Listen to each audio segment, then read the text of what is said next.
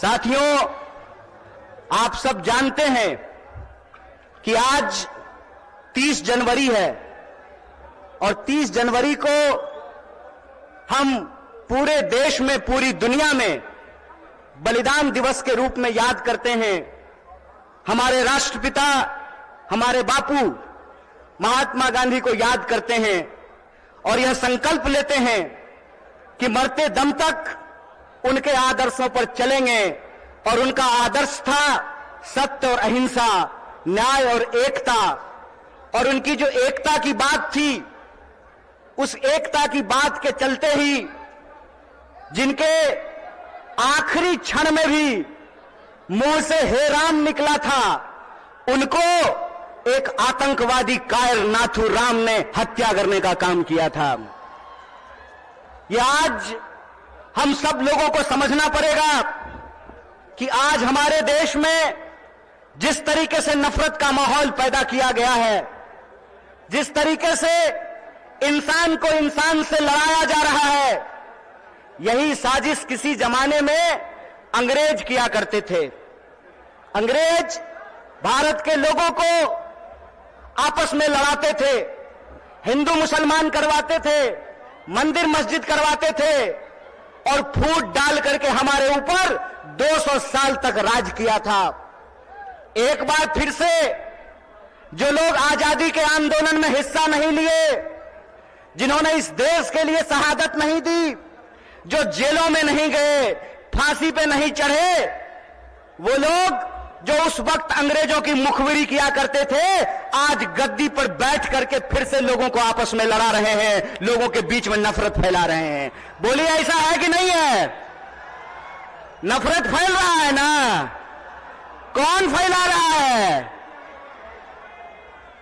नहीं नहीं नहीं, मोदी अकेले उसमें शामिल नहीं है, उसके साथ वो सब लोग शामिल हैं जो आज समाज को बांटने का काम करते हैं, समाज को आपस में लड़ाने का काम करते हैं। वो सब लोग इसमें शामिल हैं। तो आप सब लोगों से मैं ये आग्रह करना चाहता हूं, आप सब जानते हैं कि कांग्रेस पार्टी ने, भारतीय राष्ट्रीय कांग्रेस ने अंग्रेजों से लड़ करके इस देश को आजादी दिलाई। आजादी दिलाई कि नहीं दिलाई? देश आजाद है ना? कौन आजाद कराया देश को? कांग्रेस ने इस देश को आजाद कराया। और आज एक बार फिर से जब देश में नफरत फैल रही है, उस नफरत के खिलाफ हमारे नेता श्री राहुल गांधी ने कन्याकुमारी से लेकर के कश्मीर तक पैदल चले वो, और उन्होंने कहा कि डरने की जरूरत नहीं है, डरो मत। इस समाज के भीतर जो न्याय है, लोगों का जो हक है, उसके लिए आपको संघर्ष करना पड़ेगा, उसके लिए आपको लड़ाई करनी पड़ेगी। राहुल जी ने कहा कि अगर देश में नफरत फैल रही है तो हमको मोहब्बत की आवाज को बुलंद करना पड़ेगा। और कन्याकुमारी से लेकर के कश्मीर तक उन्होंने भारत जोड़ो यात्रा की, भारत जोड़ो पद यात्रा की। जब भारत जोड़ो पद यात्रा हो गई, तब यह प्रश्न हमारे सामने था कि कौन सी ऐसी चीजें हैं जिससे यह देश ताकतवर बनेगा, इस देश को शक्ति मिलेगी। और यह जो आजकल रोजगार विहीन समझते हैं ना? रोजगार विहीन का मतलब यह है कि गृह मंत्री का बेटा बीसीसीआई का सेक्रेटरी बन जाएगा और आपके बाल बच्चा को कुछ नहीं मिलेगा। समझते हैं ना रोजगार विहीन विकास का मतलब? यह जो रोजगार विहीन विकास है, इस रोजगार विहीन विकास में इस देश के जो आम आवाम हैं, उनके बच्चों का, उनके जीवन यापन का मुद्दा कैसे हल होगा। इसीलिए यह बात कांग्रेस पार्टी ने उठाई कि समाज के हर तबके को भागीदारी देना पड़ेगा। और भागीदारी देने के लिए यह जरूरी है कि हमको देखना पड़ेगा कि समाज की रीढ़ किनको माना जाता है, देश का रीढ़ किसको माना जाता है। आप सब जानते हैं कि भारत दुनिया का सबसे युवा राष्ट्र है, भारत सबसे युवा राष्ट्र है, लेकिन इस देश के युवाओं के साथ अभी यह हो रहा है कि आप पढ़ाई करते हैं, दिन रात तैयारी करते हैं, लेकिन जब नौकरी की बारी आती है तो नौकरी नहीं मिलता है। जब एग्जाम होता है तो प्रश्न पत्र लीक हो जाता है और पैसा लेकर के, घूस लेकर के सीट बेच दिया जाता है। बोलिए, युवाओं के साथ बेईमानी हो रही है कि नहीं हो रही है? चूंकि हमारे माँ बाप किसान हैं, चूंकि हमारे माँ बाप शिक्षक हैं, हमारे माँ बाप साधारण परिवार के लोग हैं, साधारण इनकम के लोग हैं, तो हमारे भविष्य के बारे में कोई नहीं सोचता है।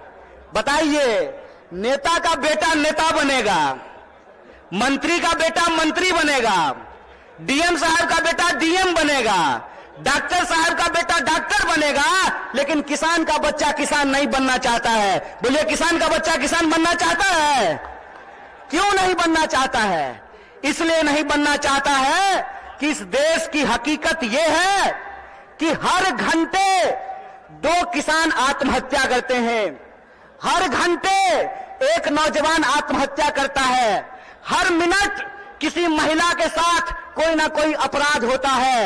आए दिन हमको यह सुनने को मिलता है कि जो शोषित पीड़ित वर्ग के लोग हैं उनके ऊपर लगातार हमले होते हैं, उनका अधिकार छीना जाता है। देश की इस परिस्थिति को देखते हुए, जब बेरोजगारी 45 साल में सबसे ज्यादा है, महंगाई आसमान छू रहा है। आप लोगों को याद था ना, पहले पेट्रोल कितना में मिलता था? पहले पेट्रोल कितना में मिलता था? 50 रुपया में। अब कितना में मिलता है? 100 रुपया में। महंगाई बढ़ी है कि नहीं बढ़ी है? सरसों का तेल पहले कितना में मिलता था? 80 रुपए किलो। अब कैसे मिलता है? 200 रुपये किलो। बोलिए, महंगाई बढ़ी है कि नहीं बढ़ी है? जिस तरह से महंगाई बढ़ रही है, किसानों की आत्महत्या हो रही है, जवानों की आत्महत्या हो रही है, महिलाओं के ऊपर अत्याचार हो रहा है, बेकारी 45 साल में सबसे ज्यादा है, तब इस देश के नौजवानों को, बिहार के नौजवानों को यह सोचना पड़ेगा कि उनका भविष्य क्या है। आप सोचिए कि अगर इस देश के नेता चाहते हैं कि उनके बाल बच्चों का भविष्य बना रहे, तो इस देश के किसानों को, इस देश के गरीबों को भी यह सोचना पड़ेगा कि उनके बाल बच्चों का भविष्य कैसे बना रहेगा। इसीलिए इस देश की परिस्थिति को देखते हुए हमारी पार्टी भारतीय राष्ट्रीय कांग्रेस ने और हमारे नेता राहुल गांधी ने यह तय किया है कि हम भारत जोड़ो न्याय यात्रा की शुरुआत करेंगे। और यह जो भारत जोड़ो न्याय यात्रा है, ये मणिपुर से चल करके बिहार की महान भूमि पे पहुंची है। बोलिए, बिहार महान है कि नहीं है? लेकिन आजकल बिहार को बदनाम भी कर दिया गया है। बदनाम नहीं कर दिया गया है? आज हमको मीडिया के एक साथी पूछ रहे थे कि नीतीश जी आपको छोड़ करके चले गए, इस पर आप क्या कहना चाहते हैं? हम बोले, सुनिए, कौन आया कौन गया ये महत्वपूर्ण नहीं है। महत्वपूर्ण ये है कि बिहार के जो 14 करोड़ लोग हैं, उनका जो हक और अधिकार है, रोजी रोटी कपड़ा मकान का सवाल है, अपने खून के आखिरी कतरे तक उसके लिए संघर्ष करेंगे। ये हमारा कमिटमेंट है, ये हमारा संकल्प है। किसी के आने जाने की बात नहीं है, बात है लोगों के हक और अधिकार की, बात है लोगों के लिए न्याय की। और हमारा यह मानना है, हमारी पार्टी की यह मानना है कि अगर हम इस देश को शक्ति देना चाहते हैं, अगर हम बिहार को शक्ति देना चाहते हैं, तो हमको 5 प्रकार के न्याय की स्थापना करनी पड़ेगी। कितने प्रकार की? कितने प्रकार की न्याय की स्थापना करनी पड़ेगी? हाथ उठा करके बताइए। अरे डरिए नहीं, आप नेता थोड़े हैं कि ईडी से घबरा जाइएगा। आप तो आम जनता है, आपको क्या फर्क पड़ता है? 5 प्रकार के न्याय की जरूरत पड़ेगी। कितने प्रकार की? और वो 5 प्रकार का न्याय ये है कि हम चाहते हैं कि इस देश में नारी को न्याय मिले, भागीदारी का न्याय मिले, युवाओं को न्याय मिले, किसानों को न्याय मिले और मजदूरों को न्याय मिले। बोलिए, आपको ये 5 न्याय चाहिए कि नहीं चाहिए? सब लोगों को चाहिए। अगर सब लोग यह 5 प्रकार का न्याय चाहते हैं, तो हम आपसे एक अपील करना चाहते हैं। एक बात जान लीजिए, इस देश में कुछ भी इस देश के आम लोगों को कुछ भी बिना संघर्ष के नहीं मिला है। हमारी आजादी के लिए भी लोगों को अपनी जान गंवानी पड़ी। बिहार के लोग जानते हैं कि अपने हक और अधिकार के लिए संघर्ष करना पड़ता है। और एक बात आप लोगों ने सुना होगा, बिन हवा न पत्ता हिलता है, बिन लड़े न कुछ भी मिलता है। इसीलिए अपने हक और अधिकार के लिए हमको लड़ना पड़ेगा और हमारे देश के आम आवाम को, बिहार के आम लोगों को यह सोचना पड़ेगा कि हमारा भविष्य क्या है। हम समझते हैं कि जिस तरीके से मौजूदा सरकार हमारे देश के नौजवानों के साथ, बिहार के नौजवानों के साथ खिलवाड़ कर रही है, उसके खिलाफ हमको संघर्ष करना पड़ेगा। आप सब सोच करके बताइए, अग्निवीर लाई सरकार और अग्निवीर में सरकार ने कहा कि 4 साल के लिए नौकरी देंगे। क्या सिपाही जी, 4 साल के लिए आपको नौकरी मिलेगा, लीजिएगा 4 साल का नौकरी।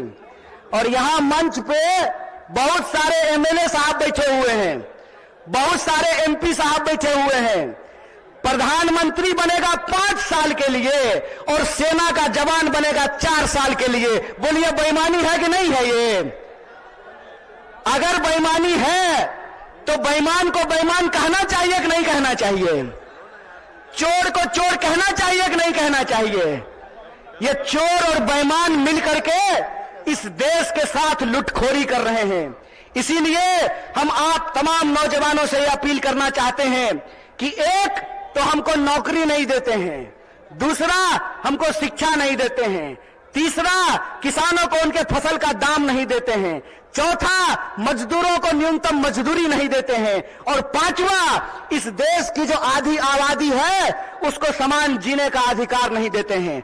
मैं पूछना चाहता हूं, डॉक्टर बाबा साहब भीमराव अंबेडकर ने संविधान बनाया, कांग्रेस पार्टी ने संविधान बनाया, और उस संविधान की ताकत यह है कि डीजीपी का वोट एक होता है ना?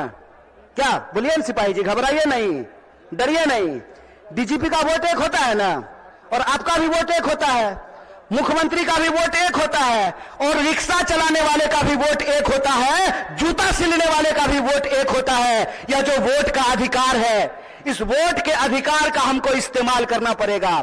अगर वो हमारे वोट का इस्तेमाल कर रहे हैं अपने बच्चों का भविष्य बनाने के लिए, तो आपको अपने वोट का अधिकार का इस्तेमाल करना पड़ेगा अपने बच्चों का भविष्य बनाने के लिए। और आपको इस सवाल का जवाब इस देश की हुक्मरान से पूछना पड़ेगा कि आप एमपी बनिएगा 5 साल के लिए, आप मिनिस्टर बनिएगा 5 साल के लिए, आप प्रधानमंत्री बनिएगा 5 साल के लिए, और हमको सेना में देखिएगा 4 साल का नौकरी।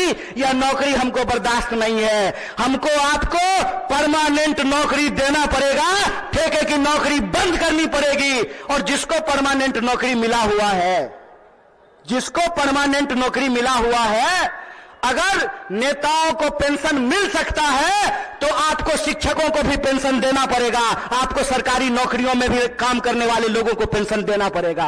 अगर इस देश के पूंजीपतियों का 12 लाख करोड़ कर्जा माफ किया जा सकता है तो आपको किसानों का कर्जा माफ करना पड़ेगा, उनके फसल का पूरा दाम देना पड़ेगा।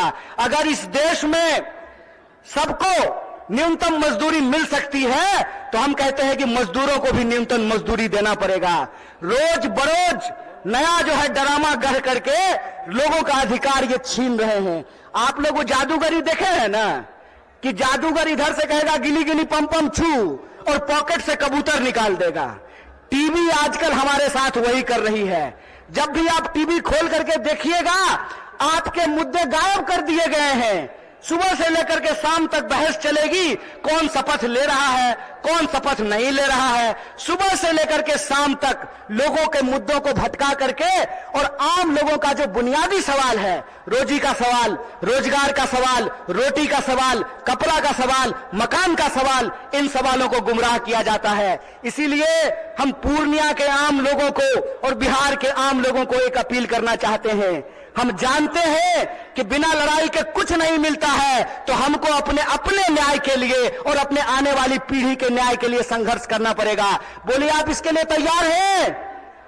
न्याय करेंगे अपने साथ, अपने आने वाली पीढ़ी के साथ। तो आखिरी बात बोल करके अपनी बात को मैं खत्म करूंगा। मैं पहली बार रंगभूमि मैदान में नहीं आया हूं। ये तीसरी बार है जो मैं रंगभूमि मैदान में आप तमाम लोगों के बीच में आया हूं। मंच अलग है, लोग अलग हैं, लेकिन मुद्दा वही है। और तब भी हमने आपसे वादा किया था कि इस देश की आजादी पे जब जब आंच आएगी, आपका बच्चा जो आपका नमक खाया है, आपके हक और अधिकार के लिए सड़कों पर उतरेगा। इसीलिए आप तमाम बिहार वासियों को, पूर्णिया वासियों को, सीमांचल वासियों को अपील करना चाहता हूं कि आप तमाम लोगों को 5 न्याय के लिए, इस देश की शक्ति देने के लिए आपको संघर्ष करना पड़ेगा। और इस संघर्ष में अगर हम संघर्ष करेंगे तो जरूर जीतेंगे। इन्हीं शब्दों के साथ अपनी बात को खत्म करूंगा। शुक्रिया। इनकलाब जिंदाबाद। जय हिंद, जय बिहार, जय कांग्रेस।